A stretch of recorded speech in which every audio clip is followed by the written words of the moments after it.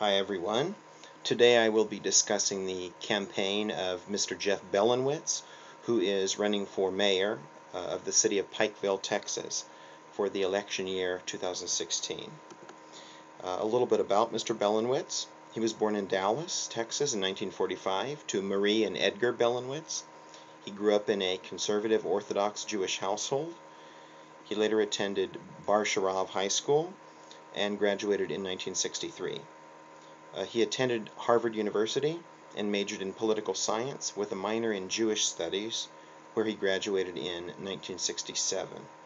He obtained his law degree in 72, and in 75 he married Rachel Goldstein, and they both moved to Pikeville, Texas. He opened a law firm there in 1977, and in 1980 he was elected to City Council.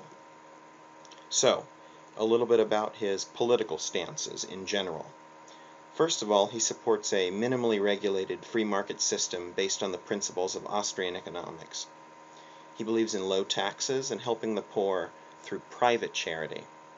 He advocates a strong military, but a completely non-interventionist foreign policy. He believes that no government, be it federal, state, or local, should intervene in private matters such as marriage, drug use, euthanasia, etc. In his view, government's only purpose, just as Thomas Jefferson said, is making sure people are not physically harming each other or damaging property. In regard to his political stances in his own city, he believes that most zoning laws in the city of Pikeville should be abolished. In his view, these laws are tyrannical and prevent citizens from fully exercising their property rights. He advocates a complete audit of all city expenses since 2012.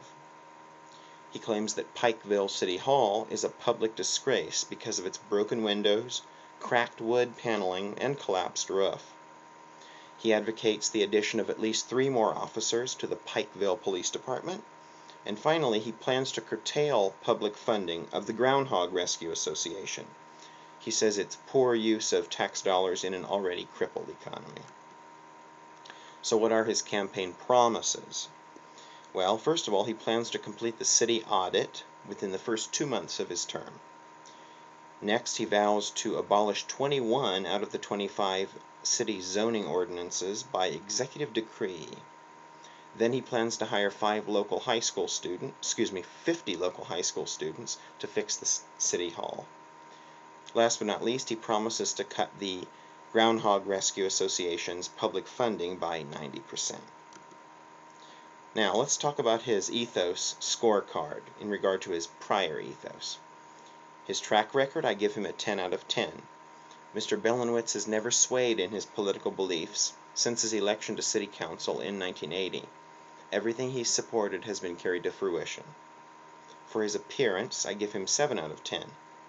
Although charismatic, he's often criticized for wearing very dowdy attire, typically brown vests, worn-out polyester pants, and jogging shoes.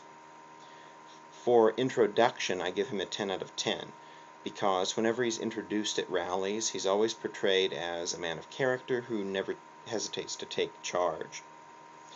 In regard to context, I give him only a 2 out of 10, and I'll tell you why. Unfortunately, the citizens of Pikeville overwhelmingly support the Texas Communist Party, and therefore they will do everything within their power to take his statements, and they have done this already, out of context and to portray him as a, quote, capitalist pig. For occasion, I give him a 7 out of 10. At his upcoming rally, dozens of his supporters have promised to come and voice their support. Hopefully they will outnumber the communists. In regard to his ethos score of his rhetorical act, for identification I give him a 9 out of 10. Bellenwitz knows how to craft his rhetoric in order to identify with both the young and old, rich and poor. He uses many stories from his youth to drive home his messages. For expertise I give him a 10 out of 10. Having a Harvard law degree and a degree in political science, he is thoroughly read and always knows how to argue the issues.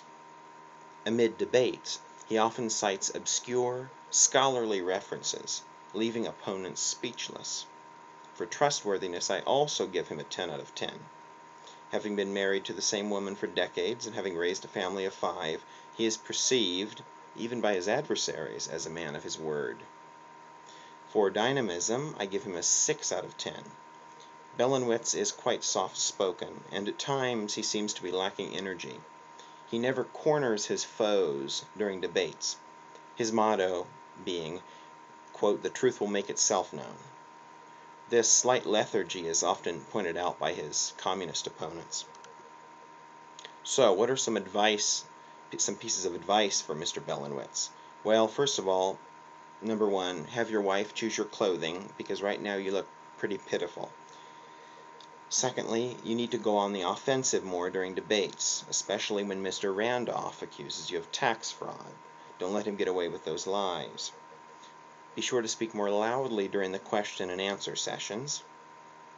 Try to seem a little more enthusiastic when your supporters cheer your name. Use your reputation to your advantage. Remind the audience how you've never wavered, how you know American history in depth, and how you successfully lobbied for budget cuts, religious rights, gender pay equality, and so on. Finally, you need to point out how the state economy is failing, and how only a man of character, intelligence, and wit can get it moving again. Good luck, Mr. Bellenwitz. On your campaign, you will have my vote.